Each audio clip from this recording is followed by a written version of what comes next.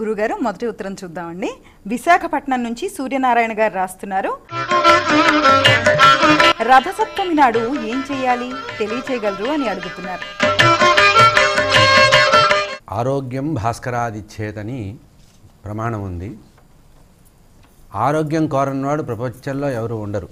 ఆరోగ్యము, ఐశ్వర్యము, ఆయుష్ ఈ మూడింటినే ప్రధానంగా చేసుకొని మన పూర్వీకులు రథసప్తమి అనేటువంటి మహాపర్వాన్ని చేశారు.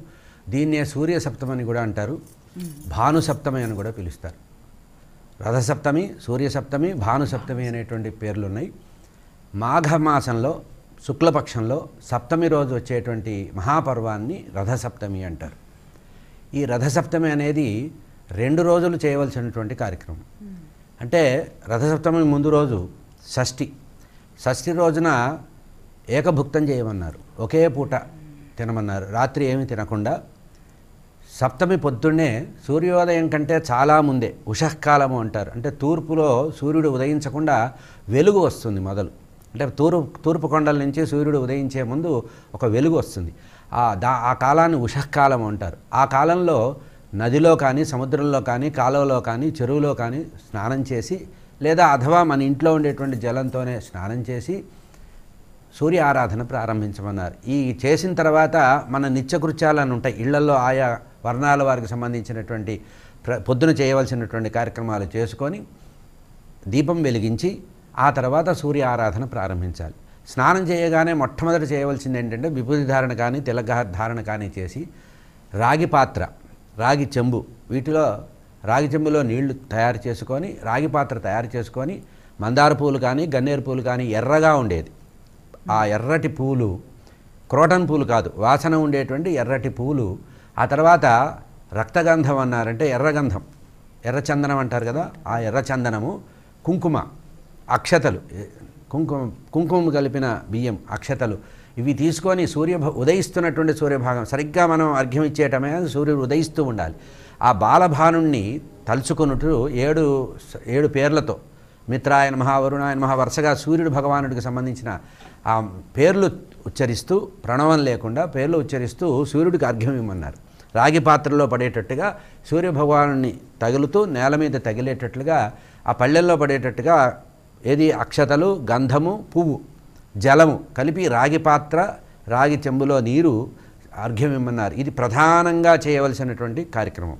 ఇక మన కుటుంబాల్లో ఇళ్లల్లో ఆడవాళ్ళు ఏం చేస్తారు, సంక్రాంతికి ముందు అంటే ధనుర్మాస ప్రారంభం నుంచి గొబ్బెమ్మలు పెట్టే పద్ధతి ఉంది. గోమయం, ఆవు పిడకలతో, ఆవు పేడతో చక్కగా గుమ్మడి పూలు, బంతి పూలు వాటితో ముగ్గు వేసి దాని మీద మనకి గొబ్బెమ్మలు పెట్టే పద్ధతి ఉంది. ఈ పెట్టిన గొబ్బెమ్మలని కూడా సూర్యాస్తమయంలో తీసివేసి ఎదురుగా గోడకే ఎక్కడో ఆరబెట్టి వాటిని పిడకలుగా చేసుకోమన్నారు. ఇట్లా పిడకలుగా చేసుకొని మాసమంతా చేసినటువంటి ధనుర్మాస వ్రతం అంతా చేసినటువంటి పిడకల్ని దాచిపెట్టి, ఆ తర్వాత కుంపటిలో మన ఇళ్లలో తులసి కోట ఉంటుంది కదా, బృందావనం, ఆ తులసి కోటలో ముగ్గు వేసి, ఆ ముగ్గు వేసిన తర్వాత ఆ ముగ్గు మీద ఈ పొయ్యి, కుంపటి సంవత్సరంకి ఒకసారైనా ఇది వాడాలి. మామూలుగా ఎటు మనం గ్యాస్ స్టవ్ వాడతాం కనుక ఆ రోజు ఈ పిడకలతోనే వంట చేయమన్నారు. ఈ పిడకలనే ఆ కుంపట్లో వేసి, లేదా ఒకవేళ కుంపటి దొరకకపోతే 4 ఇటుకిరాళ్ళు పెట్టి, మట్టి పాత్ర అయినా పెట్టి దాంట్లో పిడకలు వేసి, ఆ పిడకల్ని వెలిగించి ఇత్తడి పాత్రలో కొత్త బియ్యము, మనకి డిసెంబర్ మాసంలో వచ్చేటువంటి కొత్త బియ్యం ఉంటాయి కదా, కొత్త బియ్యంతో నీరు పోసి, ఆవు పాలు, మంచి శ్రేష్టమైనటువంటి దేశీయ ఆవు యొక్క పాలని దానిలో వేసి పరమాన్నం చేయమన్నారు, పాయసం. ఇదంతా కూడా సూర్య ఆరాధనలో భాగమే. అక్కడ కూడా ఒక దీపాన్ని వెలిగించి సూర్యభగవాను తలుచుకొని, అక్కడే మనకి ఈ మామూలుగా చిక్కుడు ఆకులు ఉంటాయి, చిక్కుడు ఆకుల్ని 7 ఆకుల్ని పెట్టి పరిచి, ఆ తర్వాత ఒక పెద్ద ఆకు, ఉన్న ఆకుల్లో పెద్ద చిక్కుడు ఆకుని తీసుకొని దాని మీద పుల్లలు, అగ్గి పుల్లలో, చీపురు పుల్లలో పెట్టుకొని, మామూలుగా చిక్కుడు కాయలు ఉంటాయి, ఆ చిక్కుడు కాయలతో చిన్న రథం తయారు చేయమన్నారు. అంటే రథసప్తమి సమయంలో సూర్యుడు రథాన్ని ఎక్కి వస్తాడు. 7 గుర్రాలతో ఒకే ఒక చక్రం ఉండేటువంటి రథం ఉంటుందట. సూర్యుడు యొక్క రథం ఎట్లా ఉంటుందంటే బంగారు రథం, దానికి ఒకటే ఒక చక్రం ఉంటుందట, దానికి 6 పుల్లలు, ఒకే ఒక చక్రం ఉంటుందట.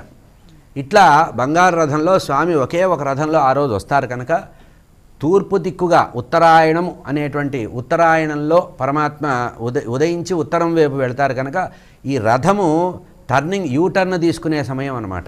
ఉత్తరాయణం అంటే అర్థం ఏంటంటే దక్షిణం నుంచి వాలుతూ ఉత్తరం వైపు వచ్చే సమయం కనుక సూర్యుడు రథాన్ని ఆహ్వానిస్తున్నట్టుగా రథస్థమైనటువంటి సూర్యభగవానుడిని మనం అనూరుడు అనేటువంటి సారథిని పెట్టుకొని సూర్యభగవానుడు రథంలో వస్తాట. మనం ప్రతి ఇంటికి రథం తేలేం కనుక చిక్కుడు కాయలతోనే రథం తయారు చేసి 7 ఆకులు పెట్టాలి. ఈ ఆకులు పెట్టేటప్పుడు మామూలుగా మనం తమలపాకులు పెడతాం కదా, ఈ పండక్కి మాత్రం చిక్కుడు ఆకులే పెట్టమన్నారు. చిక్కుడు ఆకుల్ని, లేతగా ఉండేటువంటి ఆకుల్ని పరిచి ఈ పాయసాన్ని వండి సూర్యభగవానుడికి సంబంధించినటువంటి స్తోత్రాలు చేయమన్నారు. ప్రసిద్ధమైన స్తోత్రం ఆదిత్య హృదయం. ఈ పాయసం ఉడికేంతసేపు 3 సార్లు పాలు పొంగించాలి. 3 సార్లు పొంగిన తర్వాత అందులో బియ్యం వేసి ఆ స్వచ్ఛమైనటువంటి దేశీయ ఆవు యొక్క పాలతో ఉడికిన తర్వాత దానిలో బెల్లం కలిపి బాగా మెత్తగా ఉడకాలన్నారు. ఆ రోజు ఉండే సూర్యభగవానుడికి పళ్ళు సరిగ్గా ఉండవని దక్షయజ్ఞ కథలో ఆ సూర్యభగవానుడి యొక్క పళ్ళు వీరభద్రుడు ఇచ్చేశాడని, అందుకని చాలా మెత్తగా. అందుకనే కొన్ని కుటుంబాల్లో ఏం చేస్తారంటే గోధుమ నూక, సూర్యుడికి ప్రతీక గోధుమ కనుక గోధుమ రవ్వతో కూడా పాయసం చేసే అలవాటు ఉంది. ప్రాచీనంగా మన దక్షిణ భారతదేశంలో వరి అనేది చాలా ఎక్కువ కనుక కొత్త బియ్యము, కొత్తగా వచ్చినటువంటి ఆవు ఈనటువంటి పాలల్లో కొద్ది రోజుల తర్వాత వచ్చినటువంటి ఆవు పాలు, కొత్తగా వచ్చిన చెరుకు నుంచి తీసిన రసంతో వచ్చినటువంటి బెల్లము అన్నీ కొత్తవే, ఆవు నెయ్యి, ఇవి కలిపి ఆ పాయసాన్ని తయారు చేసి ఆ ఉడికిన పాయసాన్ని అందులో నుంచి కొంత భాగాన్ని 7 ఆకుల్లో పరిచి 7 ఆకుల్లో కూడా వేసి సూర్యభగవానుడికి నైవేద్యం పెట్టడం అనేది ఒక సంప్రదాయం. ఇక్కడే సూర్య అష్టోత్తరం చదవాలి. కుంకుమ, అక్షతలు, పూలు, గంధము, ఎర్రటి గంధము, రక్తచందనం అన్నారు. ఇట్లా స్వామికి సూర్యనారాయణమూర్తి ప్రత్యక్ష నారాయణమూర్తి కనుక ఇది ఇంట్లో చేయకూడదు, బయట బయటే చేయమన్నారు. తులసికోట ఉన్న చోట్ల రథసప్తమి చేయమన్నారు. ఇట్లా చేయడం వల్ల ఏమొస్తుందంటే ఆయుష్ వస్తుంది, వజ్రమయమైన శరీరం వస్తుందట. జీవితంలో ఎప్పుడూ కూడా అన్నానికి లోటు రాదట.